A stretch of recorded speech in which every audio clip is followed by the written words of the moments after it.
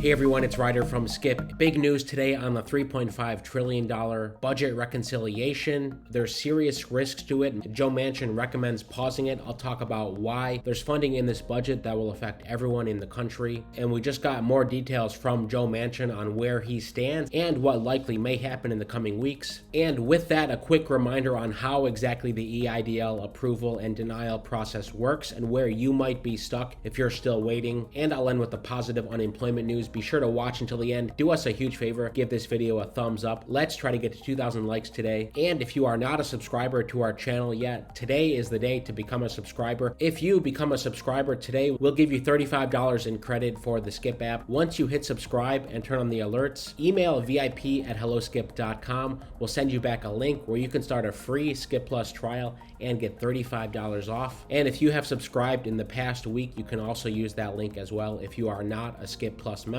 We'd love to see you there. Again, $35 off. Just email vip@helloskip.com after hitting that subscribe button. Our team will personally get back to you and send you the discount link. The link is also right in the description. Okay, let me start with the $3.5 trillion budget reconciliation news first. It's the big news. Then I'll end with the EIDL news. Manchin urges a pause on Biden's $3.5 trillion economic plan. This came out today, and he did a scathing op-ed in the Wall Street Journal about this. Manchin said this yesterday: hit the pause button. Let's sit back. Let's see what happens. We have so much on our plate. We really have an awful lot. I think that would be the prudent, wise thing to do. Some of the reasons for this, he cited, quote, runaway inflation, along with national security uncertainty after the troubled U.S. withdrawal from Afghanistan. All of that necessitates a go-slow approach and a possible rethinking of the plan. You know, we've known this for a long time, that Senator Manchin holds a tremendous amount of leverage here. Basically, he is the main swing vote. Without him, Democrats cannot pass the budget reconciliation. You know, Senator Manchin hinted that this would be his stance a few weeks ago. He originally passed the tentative blueprint of the budget reconciliation a few weeks ago, but he said, look, there need to be changes, but he said yes to it so the process could proceed. Meanwhile, Democratic leaders and committee chairs in the Senate and the House are working out the specifics of the economic passage with the goal of moving it through Congress in the weeks after lawmakers return from an extended August recess. So what does this mean for the future of the plan? Is Joe Manchin just saying, let's pause it so we can negotiate what's in and what's out? Or will the plan be dead in the water? We have some clues in his op-ed today. The secondary title here, Congress needs to take a strategic pause. He says this: a pause is warranted because it will provide more clarity on the trajectory of the pandemic,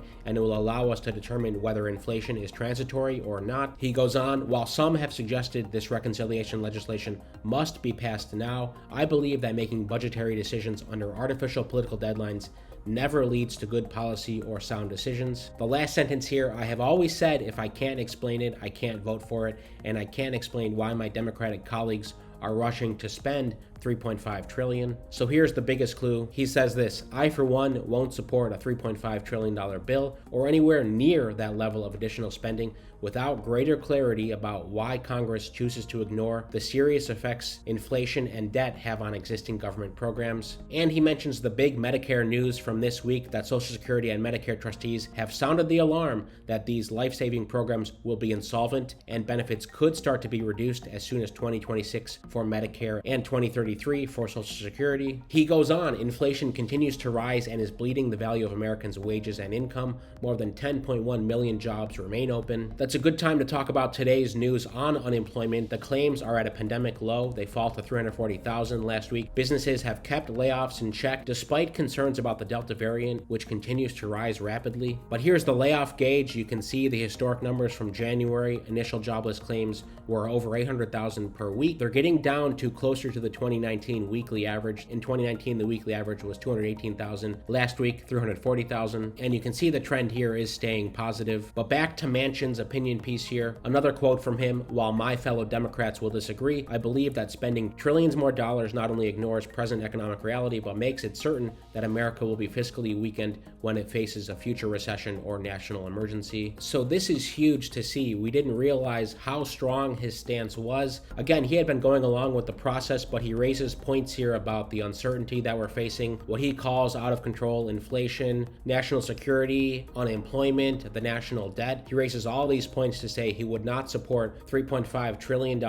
or anything close to it. Those are his words. And without his vote, this will not pass, unless, of course, a Republican votes for it, but that's highly unlikely. Would love to hear what you think about this in the comments. Where are you at? You know, this is big news. Lawmakers were set to come back next week, spend a few days hashing out details. And as of this moment, Manchin is saying, take a pause. We need to take a step back. Nothing's going to proceed. Drop in the comments what do you think about it. Okay, to wrap today on EIDL news, a quick recap here. First of all, a reconsideration process is being made. We've had many of you comment to us that you used our reconsideration template. You sent it in and a loan officer has gotten in touch with you. Secondly, there's still reports of people getting held up because of flags in the system, because your application is getting flagged for potential fraud. You're not alone. Hundreds of thousands of applications have been flagged for potential eligibility, fraud, or credit issues. Just to recap here of what the process actually looks like, I'll make myself smaller here, but basically there are some initial automatic tests here, initial credit check, and then some more system flags for potential eligibility, fraud, or credit issues in loans. If it passes those three, then it goes to a loan officer, okay? So when I speak about the backlog before, it's often the pile that is with loan officers, but many are still stuck before this process. You may still be in this massive pile where a flag was raised and now you're struggling to try to get someone to look at your application and resolve these automatic flags. I wanted to point this out today because just as many people of you are stuck there as are getting approved now. As always, drop in the comments where you are at with EIDL funding or with other funding needs for your business. Would love to hear. And don't forget, new users, hit subscribe today, turn on alerts to get $35 credit for Skip Plus. After hitting subscribe, just email vip@helloskip.com. Use the link right below in the description. We'll send you a personalized link for you to get 2 weeks free and $35 off. Nothing to lose. Thanks so much for your support. Most importantly, stay well, stay healthy, and I'll see you tomorrow.